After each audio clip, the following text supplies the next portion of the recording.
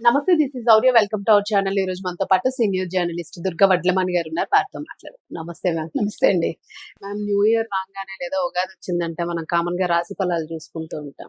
మరి రాశి ఫలాలు అంటే అందరికీ ఒక అది ట్రెడిషనల్, మన లైఫ్ టైమ్ ఇయర్ అంతా ఎట్లా ఉంటుంది అనేది, ఇలాంటి దాన్ని కూడా ఓవరాల్ గా కామెడీ చేస్తూ అందులో ఒక హీరోయిన్ తాలూకా బాడీ షేమింగ్ లాగా కామెంట్ లాగా అనిపిస్తున్నట్టుగా అనసూయ గారు ఒక షోలోని వ్యాఖ్యానించారు. ఇప్పుడు అది వైరల్ అవుతూ ఉంది. దానికి సంబంధిత యాక్ట్రెస్ కూడా స్క్రీన్ మీదకి వచ్చి ఆవిడ దానికి సంబంధించి చెప్పడం జరిగింది. మీరు ఏమంటారు దీనిలో? అంటే ఇంకా చాలా ఉన్నాయి, దీనిలో ఒకరికొకరు కనెక్ట్ అవుతూ ఉన్నారు. ఇది అసలు ఎటు వెళ్తుంది, మీరేం చెప్తారు? అంటే అనసూయ గారి ముందు సమాధానం చెప్పాలి దీనికి. ఎందుకంటే ఒక సరుకు సామాన్లు అంటే అది నేను కూడా హీరోయిన్, మీరు నన్ను అన్నట్టే నా ఇష్టం వచ్చినట్టు ఉంటాను, నా స్వేచ్ఛ ఇది అన్నారు. కాబట్టి అంటే స్వేచ్ఛ అనే దానికి సమాజంలో కొన్ని నియమాలు ఉంటాయి, కొన్ని కట్టుబాట్లు ఉంటాయి. మనం ఉంటున్న సమాజం అలాంటిది. మనం మొన్న కూడా చెప్పుకున్నాం, మనం ఆది మానవుడి యుగంలో లేము, లేదు మీరేది ఒక దీవిలో లేరు. కాబట్టి మీరు సభ్య సమాజంలో ఉన్నప్పుడు దానికి అనుగుణంగా ఉండాలి. కాబట్టి నేను ఉండను అనుకుంటే దానికి తగ్గట్టు మీరు కాన్సిక్వెన్సెస్ మీరే ఫేస్ చేయాలి, అంతే. దానికి ప్రజలుని బాధ్యులు చేయడానికి లేదు, చెప్పిన వాడిని బాధ్యులు చేయడానికి లేదు. మరి మీరు శివాజీ మాట్లాడిన దానికి ఇవాళ మహిళా కమిషన్ నేరేళ్ల శారద గారు అంతసేపు ఆయన కూర్చోబెట్టి గంటలు క్వశ్చన్స్ వేసి ఆయన సారీ చెప్పినా కూడా మళ్ళా ఆయన ఇబ్బంది పెట్టారు కదా. మరి ఇవాళ రాశి గారు బయటకు వచ్చి నన్ను బాడీ షేమింగ్ చేశారు, రాసినవాడు అది, మాట్లాడింది అనసూయ, నవ్వింది రోజా, అందరూ మహామహులే.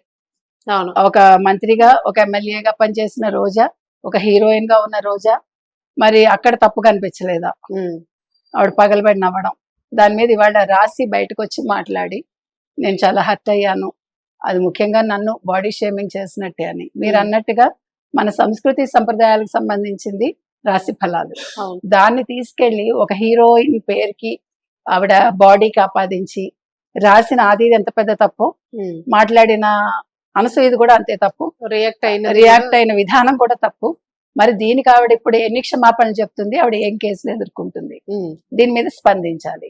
ఇప్పుడు వీళ్ళు ముగ్గురే కాకుండా, అంటే ఒక అనసూయ, ఒక ఆది, ఒక రోజా కాకుండా ఒక నాగబాబు, ఒక ఆర్జీవి, ఒక ప్రకాష్ రాజ్, మహామహులందరూ స్పందించాలి.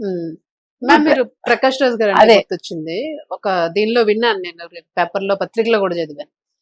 అభినవ వీరేశ్ అంటే వీరేశలింగం పంతులు గారు అంటే మేము చిన్నప్పటి నుంచి చదువుకున్నది ఆయన గురించి, సంఘ సంస్కర్తగా ఆయన ఒక్కరు మాత్రమే ప్రతి ఆడపిల్లకి మెయిన్ గా గుర్తొస్తారు, ఎన్ని తరాలు మారినా కూడా. మరి అటువంటి వారిని తీసుకొచ్చి ఎవరికో ఆపాదిస్తా అంటే ఎవరు ఒప్పుకోరు మ్యామ్. సొసైటీ జీన్స్ ఉన్న ఆడపిల్ల ఎవరు? ఆంధ్రజ్యోతి చీఫ్ ఎడిటర్ రాధాకృష్ణ దీని మీద స్పందించాలి.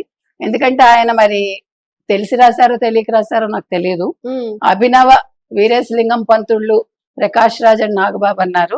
ఐఎమ్ సారీ, అది అంగీకరించమను, ఈ వాక్యాలు వెనక్కి తీసుకోవాలి, దీనికి క్షమాపణ చెప్పాలి రాధాకృష్ణ. ఎందుకంటే వీరేశలింగం పంతులు గారు అనే వ్యక్తి, వాళ్ళెవరూ కూడా, మీకు సంఘ సంస్కర్తలను ఎవరిని తీసుకున్నా, మీరు గురజాడ తీసుకున్నా, అంటే ఏ రైటర్ కూడా ప్రజల నుంచి ఒక రూపాయి తీసుకోలేదు, ఎవరిని మోసం చేయలేదు.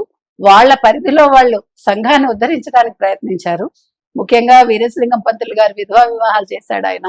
ఆ రోజుల్లో బాల్య వివాహాలన్నీ కూడా 3 ఏళ్ల నుంచి 5 ఏళ్ల నుంచి 8 ఏళ్ల నుంచి 10 ఏళ్లు 12 ఏళ్లు పిల్లలకి పెళ్లిళ్ళు చేస్తే, ఆ భర్తలు చనిపోతే వాళ్ళని జుట్టు తీయించేసి తెల్ల చీరలు కట్టి కూర్చోబెడితే వాళ్ళందరికీ పునర్వివాహాలు చేశాడు ఆయన. అది ఎంత పెద్ద విషయం అండి, అది అదొక రెవల్యూషన్ మేడం. నిన్న ఇవాళ కాదు, 1881లో చేశాడు ఆయన మొట్టమొదటి పునర్వివాహం. 1881లో వీరేశలింగం పంతులు గారు చేశారండి. కాబట్టి అలాంటి వ్యక్తితో వీళ్ళని పోల్చడం చాలా తప్పు నా దృష్టిలో. అది మీ దృష్టిలో కూడా అనేది అర్థం. ష్యూర్లీ మ్యామ్, చిన్నప్పటి నుంచి చదువుకున్నాం మనం. మన దృష్టిలో వాళ్ళందరూ కూడా మహానుభావులు, వీళ్ళందరూ కూడా మామూలు మనుషులు. అంటే డబ్బు కోసం నటించే వాళ్ళు వీళ్ళందరూ. ఎవడొప్పుకున్నా ఒప్పుకోకపోయినా ఇట్స్ ఎ ఫ్యాక్ట్, అంతే. వాళ్ళకి తగ్గట్టుగా వాళ్ళు మాట్లాడుతూ ఉంటారు. ఇకపోతే మనం రాశి విషయానికి వచ్చేసరికి ఆవిడ విషయంలో స్పందించాల్సిన అవసరం ప్రకాష్ రాజ్ కి ఉంది. జస్ట్ ఆస్కింగ్ అంటాడు కదా ఆయన, ఇప్పుడు నేను జస్ట్ ఐఎమ్ టెల్లింగ్ అంటూ చెప్పాలి ఆయన. అదే విధంగా నాగబాబు స్వేచ్ఛ గురించి మాట్లాడారు కాబట్టి ఇది స్త్రీ స్వేచ్ఛ గురించి సంబంధించిందా అంటే, ఒక మహిళ బాడీ షేమింగ్ చేయటం అనేది, ఆవిడ అవయవాల మీద ఒక కమెంట్ చేయడం, ఒక చీప్ ఒక కామెడీ లాగా చేయటం అనేది ఎంతవరకు సబబు? ఎందుకంటే వీళ్ళందరూ కూడా జబర్దస్త్ లో పనిచేసిన వాళ్ళు. ఇంకొక పాయింట్ ఇక్కడ నేను ఏం చెప్తానంటే, జబర్దస్త్ లో ఇంతకు ముందు వచ్చిన మొత్తం ఎపిసోడ్స్ చూడండి, ఎక్కడెక్కడ ఆడవాళ్ళని కించపరుస్తూ మాట్లాడారు. అనసూయ కావచ్చు, నాగబాబు కావచ్చు, రోజా కావచ్చు, ఈ సోకాల్డ్ రైటర్స్ కావచ్చు, లేదు రష్మి కావచ్చు, అదంతా కూడా మీరు బయటకు తీయండి. మరి వాటన్నింటికి కూడా ఏ రకమైన స్పందన వీళ్ళ దగ్గర నుంచి వస్తుంది, వీళ్ళ మీద ఏ కేసులు పెట్టాలో కూడా నేరేళ్ల శారద గారు లాంటి వాళ్ళు ఆలోచించాలి. ఇకపోతే అన్వేష్ విషయానికి వస్తే, అన్వేష్ నిన్నను నేను బ్రహ్మని, నేను ఒక దేవుణ్ణి, మీరేంటి నువ్వు ఎలాగా చచ్చిపోతావు గరికపాటి, చాగంటి గారు మీరు చచ్చిపోతారు, పోయేవాళ్ళు మీరు అన్నట్టుగా మాట్లాడుతూ, మీ రాతలు రాసేది నేను, మీరేంటి చెప్పేది, నేను మహాభారతం చెప్తా, నేను రామాయణం చెప్తా, నేను వేదాల గురించి మాట్లాడతా, నేను భాగవతం చెప్తా అంటున్నాడు. నా ఛానల్ అంటే వెళ్ళిపోయిన వాళ్ళందరూ కూడా ఇంతకాలం చూసిన వాళ్ళందరూ బుద్ధి లేని వాళ్ళు అన్నాడు. కాబట్టి ఛానల్ ని సబ్స్క్రైబ్ చేసుకున్న వాళ్ళు ఆలోచించుకోండి, అన్సబ్స్క్రైబ్ చేసుకున్న వాళ్ళు మళ్ళీ సబ్స్క్రైబ్ చేసుకోకండి. ఎందుకంటే 2 రకాలుగా మాట్లాడుతున్నాడు. పైగా మీరు గతంలో నా వీడియోలు చూడండి, నేను చాలా మంచివాడిని, నా మాటలు తప్పుగా అర్థం చేసుకున్నారు అంటూ సింపతి కార్డు కూడా ప్లే చేస్తున్నాడు. తర్వాత నిన్న లైవ్ పెట్టి ఒక అమ్మాయి అడిగింది, నువ్వెందుకు గరికపాటి గారి గురించి ఎత్తుతున్నావు అంటే, అది కాల్ కట్ చేశాడు. కట్ చేసి ఏమంటున్నాడు, నేను స్త్రీ స్వేచ్ఛ గురించి మాట్లాడుతున్నాను, ఇక్కడ ఈ విషయాలు అనవసరం అన్నాడు. స్త్రీ స్వేచ్ఛ గురించి మాట్లాడినప్పుడే మొత్తం అన్ని విషయాలు రావాలి. కాబట్టి ఇవాళ నా అన్వేష్ అన్నవాడిని మీరందరూ కూడా అన్సబ్స్క్రైబ్ చేయండి, ఛానల్ కి రిపోర్ట్ చేయండి అని మనం చెప్తున్నాము. అతను ఇండియాకి వచ్చి ఏదో ఏంటి ఇండియాకి వచ్చేస్తాట ఛానల్ మూసేసి, ఇక్కడ స్త్రీ స్వేచ్ఛ గురించి అతను పోరాటం చేస్తాట. మరి ఏం పోరాటం చేస్తాడో ముందు రాశి గారి విషయానికి స్పందించమనండి, అతను రమ్మనండి. వస్తే అతనికి సజ్జనార్ లాంటి వాళ్ళు సరైన సమాధానం చెప్పాలి, అతను అరెస్ట్ చేయాలి, అతను జైల్లో పెట్టాలని అందరూ కోరుకుంటున్నారు. ఎందుకంటే మనిషి ఇప్పుడు అంతకు ముందు అన్వేష్ దగ్గర డబ్బులు ఉన్నాయా లేదా, అతని వీడియోస్ అన్ని చూస్తే అర్థమవుతుంది కదా, వీళ్ళ మీద ఆధారపడి బతికాడా లేదా అనేది. నాకు ఎవరి అవసరం లేదు, నేను ఎవరి మీద ఆధారపడి బతకలేదు అంటున్నాడు. మరి బతకనప్పుడు వీడియోస్ చేసి పెట్టి ఈ రోజు వీడియోస్ అంటే చేయడానికి దగ్గర డబ్బులు లేకే కదా నువ్వు ఛానల్ మూసేస్తానంటున్నావు. అంటే అన్సబ్స్క్రైబ్ అయితే నీకు డబ్బులు రావు, అది నీ బాధ. ఏది ఏమైనా ఇలాగా డబుల్ స్టాండర్డ్స్ తో ఉండే వాళ్ళని ఎవరు కూడా హర్షించకండి అని చెప్తున్నాం. ఒక రష్యన్ మహిళ థాయిలాండ్ లో ఉంది, ఆవిడ లిథియా లక్ష్మి అని, ఆవిడ కూడా మాకు స్పందించడం జరిగిందండి. నాకు ఇంకొక అమ్మాయికి, నా అమ్మాయి కూడా వేరే ఛానల్ యాంకరు. ఆవిడ అడుగుతోంది, ఆవిడ యాక్చువల్ గా షీజ్ ఎ రష్యన్ లేడీ. తను మన హిందూ పురాణాల మీద, ముఖ్యంగా దేవాలయాలు, ఈ దేవుళ్ళ మీద ఆవిడ రీసెర్చ్ చేస్తున్నారు. ఆవిడ ఇప్పుడు థాయిలాండ్ లో ఉన్నారు. ఆవిడ కట్టుబొట్టు కూడా మన సంప్రదాయం ప్రకారం చీర కట్టుకుని పెద్ద బొట్టు పెట్టుకుని ఆవిడ సంస్కృతం నేర్చుకున్నారు. ఆవిడ తెలుగు కూడా కొద్దిగా మాట్లాడతారు. ఆవిడ అడుగుతున్నారు, అసలు అన్వేష్ అనేవాడు థాయిలాండ్ కి వచ్చాడు ఇంతకు ముందు కూడా, ఇతను ఏం మాట్లాడుతున్నాడో అర్థం కాదు, ఇతని ఛానల్ ఎందుకు ఫాలో అవుతున్నారు, ఇతను ప్రాస్టిట్యూట్స్ గురించి మాట్లాడతాడు, ఇక్కడ ఉంటే మంచి విషయాలు ఎందుకు మాట్లాడు, ఇక్కడ ఇన్ని టెంపుల్స్ ఉన్నాయి వాటి గురించి ఎందుకు మాట్లాడు అని ఆవిడ ప్రశ్నించడం జరుగుతోంది.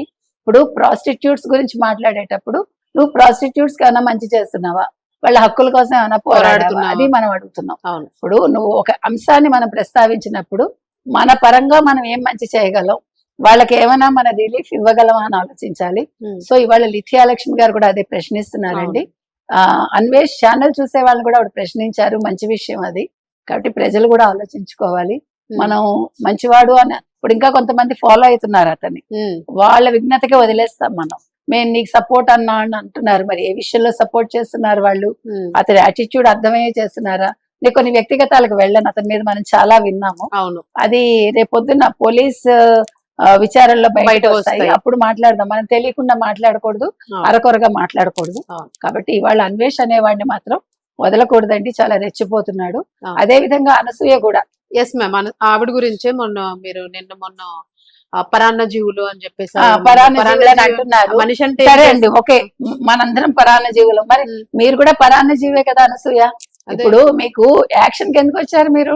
డబ్బుల కోసమేగా. ఎవరు చూస్తారని వచ్చారు? ఇప్పుడు ఫస్ట్ ఆవిడ ఉచితంగా ఏది చేయలేదు, ఆవిడ ఉచితంగా చేయనప్పుడు ఆవిడ కూడా పరాన్న జీవి. మనిషి మీద ఆధారపడి బతుకుతాడు ఎక్కడైనా, అంతే. అది విజ్ఞానం కావచ్చు, చదువు కావచ్చు, డబ్బు కావచ్చు, ఇవన్నీ ఇచ్చి పుచ్చుకోవటాలంటే చిన్నప్పుడు సైన్స్ లో నేర్చుకున్నది అదే. ఎవరు అంటే ఇప్పుడు కష్టపడకుండా పక్కవాడి సొమ్ము తినేవాడు పరాన్నజీవి.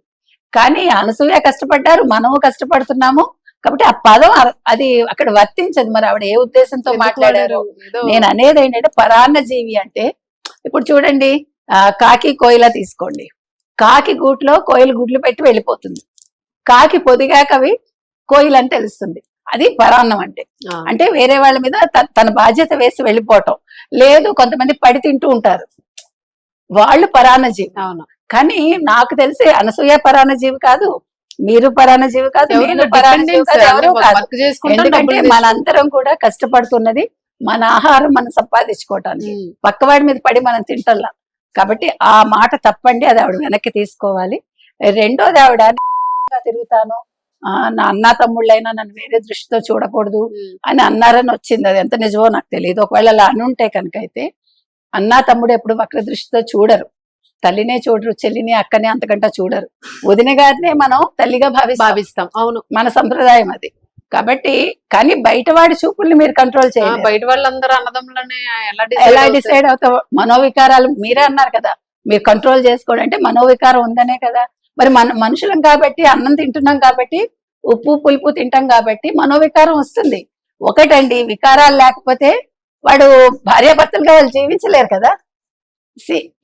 ఇవన్నీ కూడా ఈ సంఘంలో ఉన్నవన్నీ కూడా ఎంతో కాచి వడబోసాక వచ్చినవి ఇవంతా కూడా. మీరు నేను కల్పించిన ఇవాళ నిన్న కాబట్టి మనం ఏదో మనమేమి కొత్తగా మాట్లాడేస్తున్నాం. ఇప్పుడు ఉద్ధరించింది లేదు, మన ఈ సొసైటీకి ఏదో చేసేసింది లేదు ఎవరం కూడా. అవును. అందుకని ఇప్పుడు అనసూయ గారు తిరుగుతాను అంటే, మీకు మొన్న ఒక ఏడాది అయిందో ఎండతో నాకు గుర్తులేదు, మధు సప్రే అండ్ మిలింద్ సోమన్ వాళ్ళిద్దరూ కూడా, మీకు తెలియదు, వాళ్ళు మంచి ఏమంటారు యాడ్స్ లో పనిచేసేవాళ్ళు. వాళ్ళు ఉమ్, మిలింద్ సోమన్ సినిమాలో కూడా చేశాడు, మనకు గుర్తులేదు. అతను గోవా బీచ్ లో పరిగెట్టాడు, ఉమ్, పరిగెడితే పోలీసులు పట్టుకున్నారు అతను. ఉమ్, అంటే నా ఫిట్నెస్ చూసుకోవడానికి నేను పరిగెట్టాట, చూపించడానికి. ఎవరికి చూపిస్తాడు 60 ఏళ్ళు వచ్చాక? అదే కదా. అలాగే ఉంటుంది. అంటే నేను అనేది ఏంటంటే, మనం ఏది చేసినా, ఇప్పుడు నేను తిరుగుతానంటే నాకు పిచ్చి అనుకుంటారు. అవును, పిచ్చని కూడా కొడతారు మేడం. కొడతారు, అదే మేము రాళ్ళతో చిన్నప్పుడు కొడతారు. ఒకటి 2 కేసెస్ ఇట్లానే చూసాము. నేను చాలా కొట్టి మంది అరెస్ట్ చేసి లోపల వేసారు కూడా. వేస్తారు కూడా. నేను అనేది ఏంటంటే, మన సమాజంలో ఉంటున్నాం, కొన్ని కట్టుబాట్లు ఉంటాయి, మనం వాటికి లోబడి పనిచేస్తున్నాం. ఇప్పుడు ఆవిడ కూడా కొన్ని లోబడే కదా పనిచేస్తుంది. ఇప్పుడు ఆవిడ యాక్ట్ చేసే చోట కూడా వాళ్ళ కండిషన్స్ కి లోబడే కదా చేసింది. అంతే. ఎంత నేను ఇలా చెయ్యను అంటే నేను ఉంచేవాళ్ళ నెక్స్ట్ డే నువ్వు వెళ్ళిపోతావు. అంతే. అందుకని మనం మాట్లాడే మాట అనేది కొంచెం మనం ఆలోచించి విచక్షణతో మాట్లాడితే బాగుంటుంది. ఉమ్, ఇప్పుడు మనకే అనసూయ అంటే కోపం లేదు, గతంలో మనమే మెచ్చుకున్నాం ఆవిడని. అవును. ఆవిడ మాట తీరు బాగోలేదని అంటున్నాం తప్ప, మీ శరీరం మీ ఇష్టం ఎవ్వడు కాదంటారు. కానీ మనం ఎక్కడున్నాము, ఏంటి, ఏం చేస్తున్నాము, అందరూ మాట్లాడేది అదే. ఆవిడ పర్సనల్ మీ వల్ల పిల్లలు చెడిపోకూడదని తప్ప మీరు ఎలా తిరిగినా ఆవిడ పట్టించుకోడు మామూలుగా అయితే. Right ma'am. Thank you ma'am. Thank you.